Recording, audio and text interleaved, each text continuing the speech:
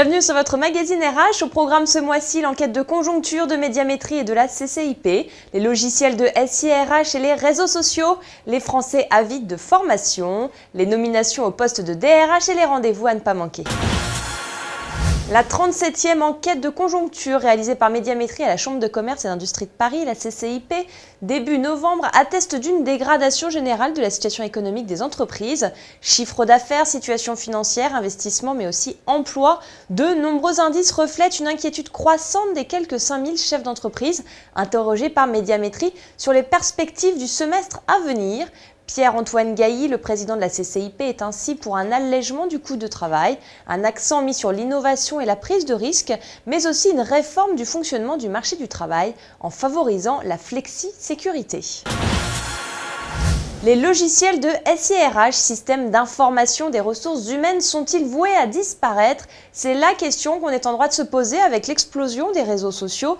45 millions de personnes connectées à Viadeo dans le monde, 4 millions de membres pour LinkedIn en France et 26 millions pour Facebook, un sacré vivier de candidats potentiels pour les employeurs. Pourtant, l'utilisation des logiciels de SIRH s'accroît. Ils permettent de cibler davantage les profils recherchés et de mieux traiter les données. Et oui, finalement, les réseaux sociaux ne seraient pas vus comme une menace, mais plus comme un appui pour les DRH. Une nouvelle génération de logiciels de recrutement voit donc le jour et propose désormais une interface poussée avec les réseaux sociaux. Les Français avides de formation et d'avantages sociaux. Contrairement aux professionnels américains, australiens ou encore allemands, la majorité des salariés de l'Hexagone ne recherchent pas les augmentations de salaire, mais plutôt des avantages sociaux. Promotion, formation et bonus arrivent en tête des demandes de la part des salariés français, alors que les Américains souhaitent davantage de flexibilité dans leurs heures travaillées, des promotions et des bonus là aussi. La génération née dans les années 60-70 en France se révèle être la plus exigeante actuellement. Ils sont 50% à demander un poste plus élevé et paradoxalement 47% à réclamer plus de vacances.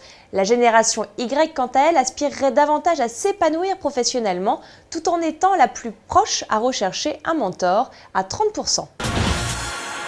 Du côté des nominations, Luc Dallery est nommé directeur des ressources humaines France de Carlson Wagonlit Travel.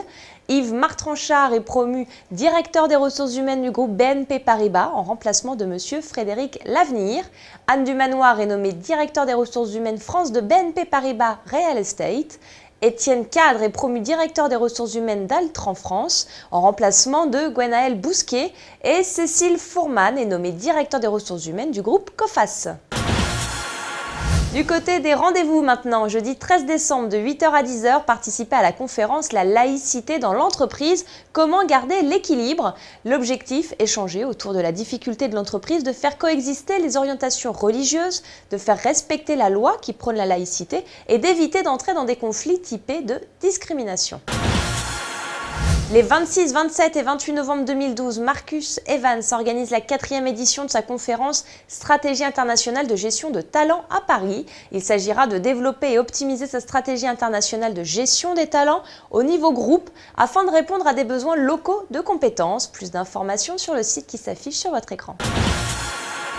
Les 27 et 28 novembre, ne manquez pas la 24e édition de Top DRH. Rendez-vous à l'Hôtel du Golfe de Deauville. Atelier thématique en phase avec l'actualité RH au programme.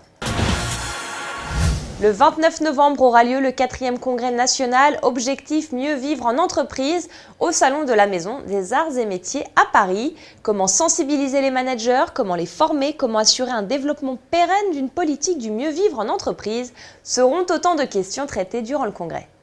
Merci de nous avoir suivis et au mois prochain.